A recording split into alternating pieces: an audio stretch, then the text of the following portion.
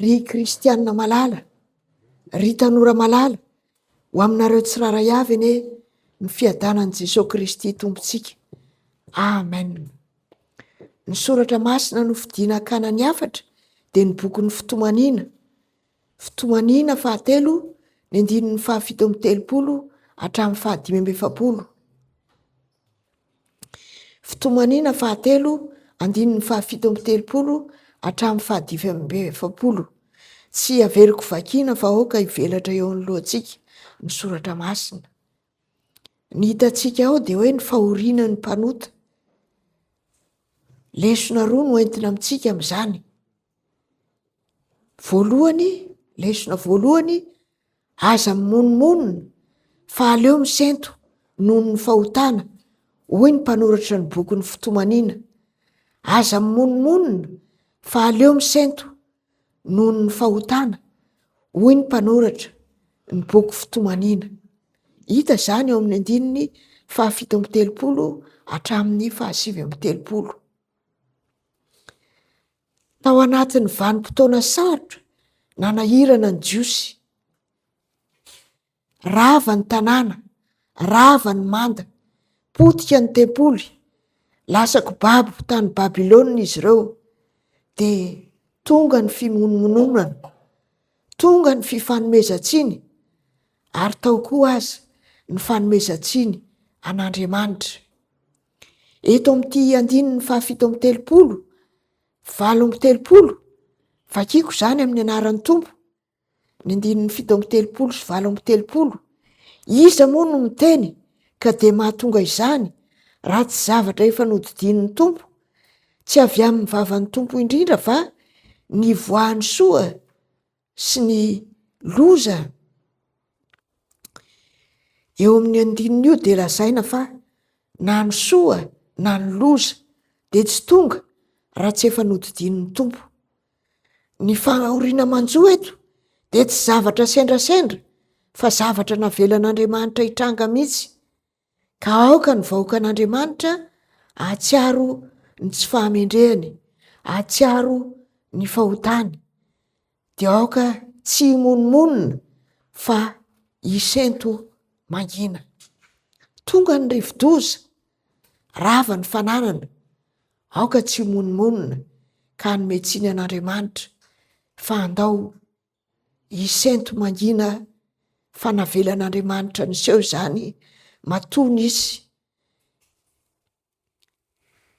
Ilay fahotana, ilay fialana tamin'Andriamanitra no nahatonga izany. Misonitra daholo ny vidim-piainana, mila tsy aharaka intsony ny vola eo am-pelantanana. Aoka tsy himonomonina fa andeha hisento mangina noho ny fahotana no nahatonga izao fahasairanana rehetra izao. Maditra ny zanaka, tsy azo tenenina ao an-tokantrano. Aoka tsy himonomonina fa andeha hisento mangina hifona amin'ny Tompo. Ry kristianina malala, ry tanora malala, manoloana ny olana samy hafa miseho eo amin'ny fiainana, mbola himonomonina ve ianao?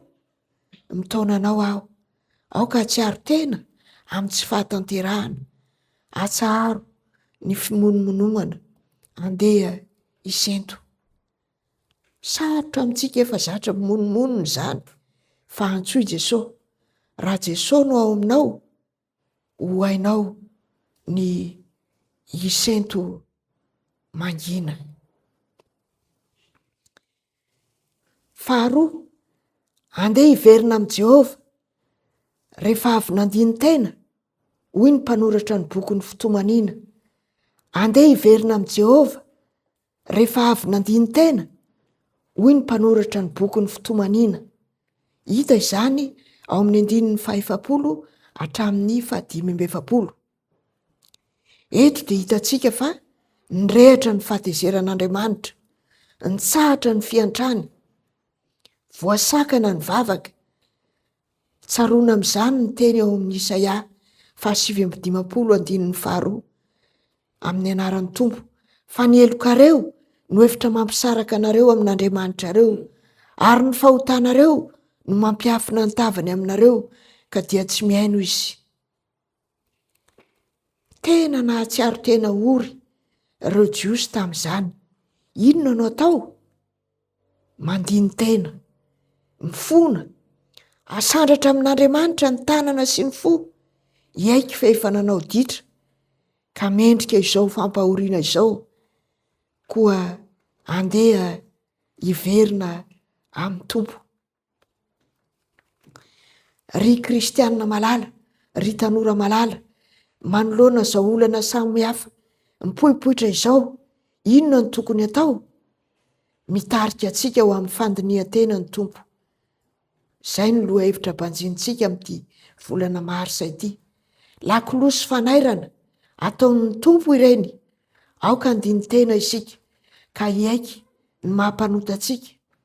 Aoka hatsiaro ny tsy fahamendrehantsika, andeha hitodika amin'ny Tompo, andeha hiverina amin'ny Tompo.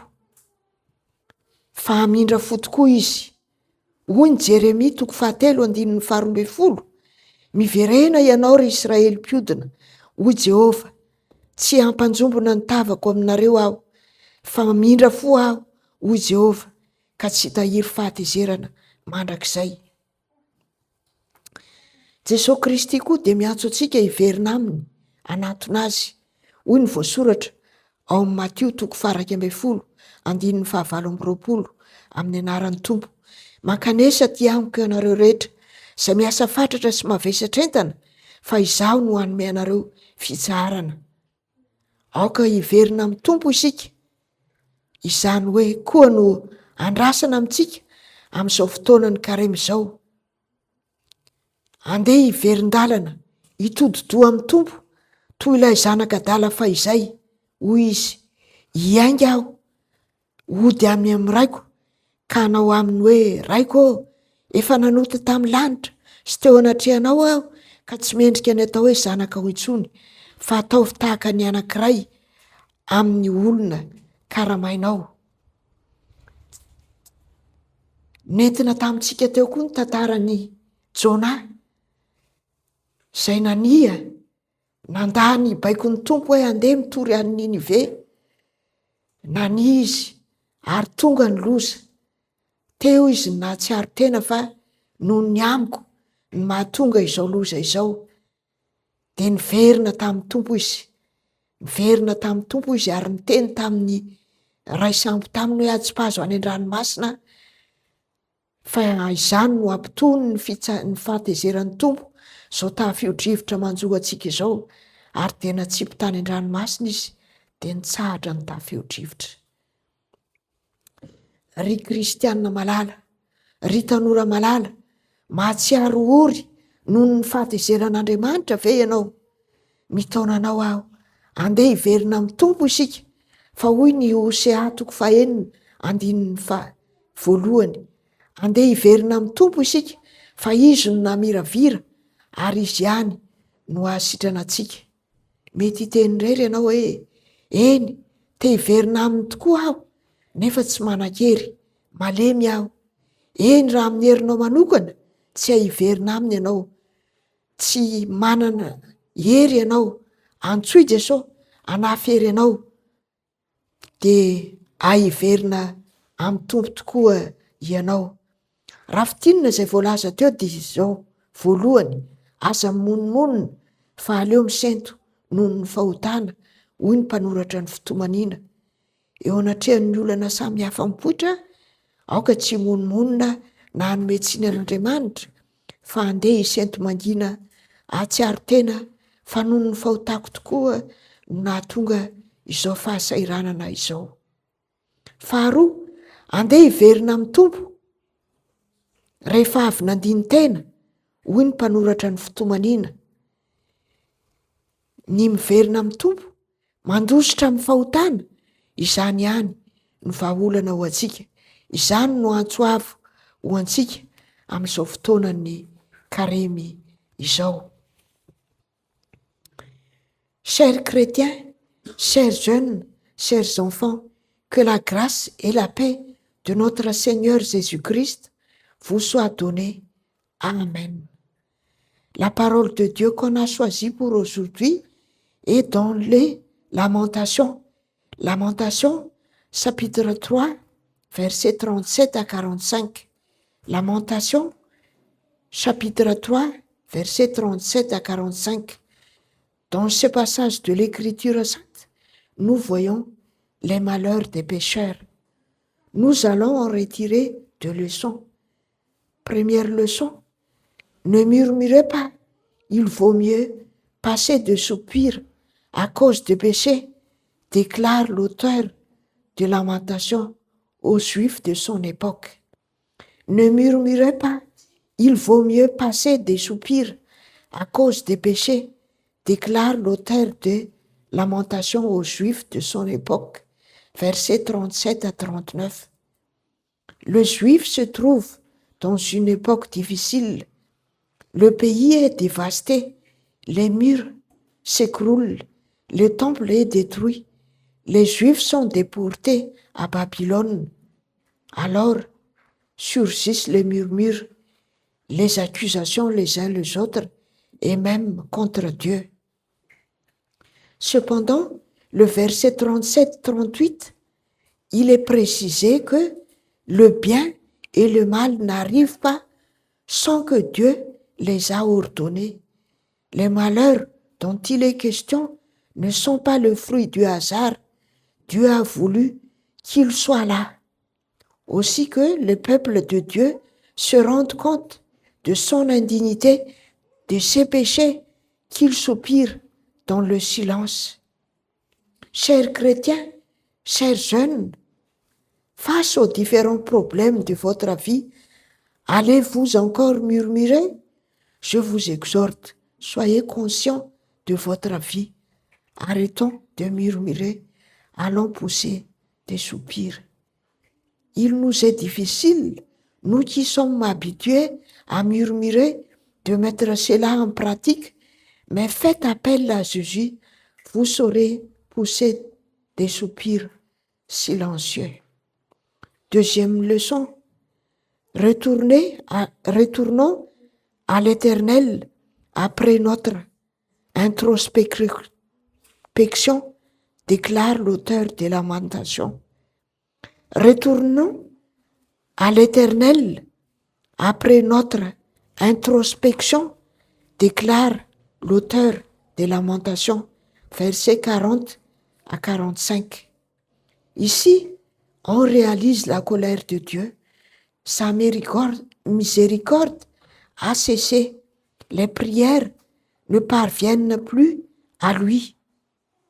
Nous voyons cela dans Ésaïe, chapitre 59, verset 2, au nom de Jésus. Ce sont vos fautes qui ont fait séparation entre vous et votre Dieu. Ce sont vos péchés qui vous l'ont caché et l'ont empêché de vous écouter. Les Juifs se sentent vraiment abandonnés. Que faire? Faire une introspection, se repentir, élever les yeux et le cœur vers Dieu, aller retourner au Seigneur. Chers chrétiens, chers jeunes, face aux différents problèmes qui surgissent, que faire? Le Seigneur nous incite à nous observer selon notre thème du mois de mars. C'est une cloche que Jésus utilise pour nous réveiller. Regardons-nous afin de réaliser que nous sommes pécheurs. Réalisons que nous sommes pécheurs. Retournons vers Jésus. Chers chrétiens, chers jeunes, sentez-vous malheureux parce que Dieu est en colère? Je vous invite à retourner vers lui. Dans Osée 6, verset 1, il est écrit au nom de Jésus, « Venez, retournons à l'Éternel. En effet, il a déchiré, mais il nous guérira. Il a frappé, mais il bandera nos plaies. » Vous pouvez vous dire en vous-même, oui, je vais bien retourner à Jésus, mais je n'ai pas la force, je suis faible. Certes, avec vos propres forces, vous n'y arriverez pas, mais appelez Jésus, il vous fortifiera et vous arriverez sincèrement à retourner à lui.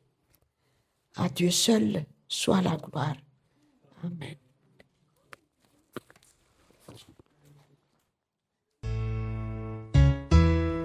Aliaho raho izy tamikio andeha isika ho aretrano-ny Jehovah. Andeha isika ho aretrano-ny Jehovah. Andeha isika ho aretrano-ny Jehovah.